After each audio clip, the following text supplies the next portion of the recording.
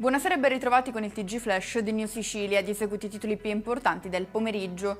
Proseguono le indagini per ricostruire la rete di appoggi che avrebbe favorito la fuga di Gaetano Maranzano, 28 anni, dopo l'omicidio di Paolo Taormina, ucciso a 21 anni a Palermo. Secondo quanto ricostruito dagli inquirenti, l'omicida sarebbe arrivato sul luogo del delitto in compagnia di 3 amici, uno dei quali poi avrebbe preso parte alla rissa. Ci spostiamo a Pedara, in provincia di Catania, per la scoperta del corpo mummificato di un 87enne trovato nell'abitazione in cui viveva. Di lui non si avevano più notizie da anni.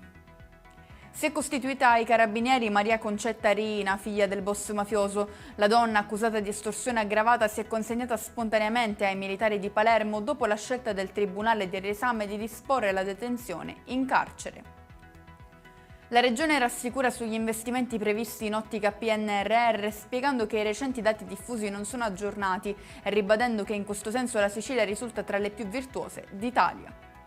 Arrivano le previsioni meteo per domani in Sicilia, infiltrazioni umide raggiungeranno la regione determinando molte nubi sin dal mattino e deboli piogge in serata, diramata per domani un'allerta gialla sul territorio di Caltanissetta.